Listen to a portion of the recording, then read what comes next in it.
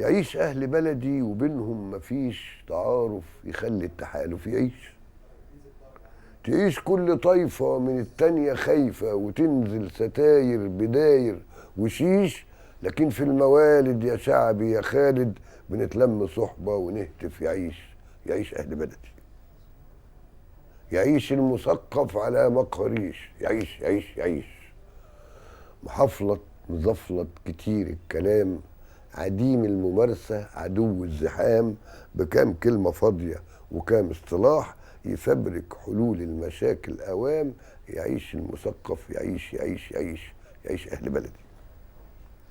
يعيش التنابلة في حي الزمالك، وحي الزمالك مسالك تحاول تفكر تهوب هنالك، توضر حياتك بلاش المهالك. لذلك إذا عوزت توصف حياتهم تقول الحياة عندنا مش كذلك. وممكن تشوفهم في وسط المدينة إذا مر جنبك أوتومبيل سفينة، قفاهم عجينة، كروشهم سمينة، جلودهم بتضوي، دماغهم تخينة، سنانهم مبارد تفوت في الجليد، مفيش سخن بارد بياكلوا الحديد. مدام نهر وارد وجاي من الصعيد تزيد الموارد، كروشهم تزيد. وتسمع وتسلم بان التنابلة او الاكالين هيسمح كبيرهم ويعمل مقابلة مع الفلاحين، ويحصل تحالف ما بين الجميع، ونملى المصارف بدم القطيع. قطيع الخليفة، قطيع والديك، قطيع التنابلة ده مفروض عليك.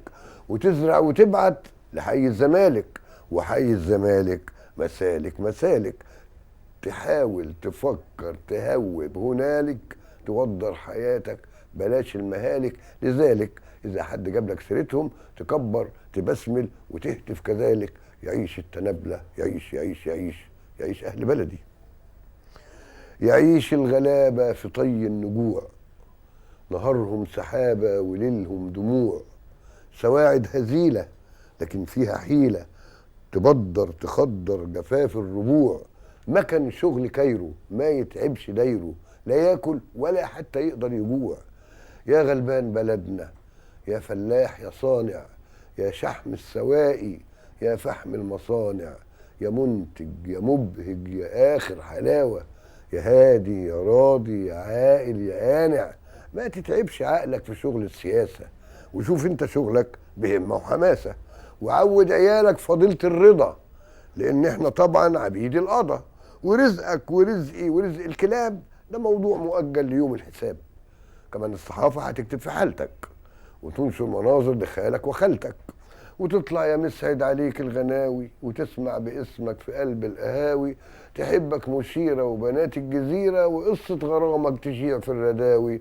يعيش عم مسعد يعيش أهل بلدي.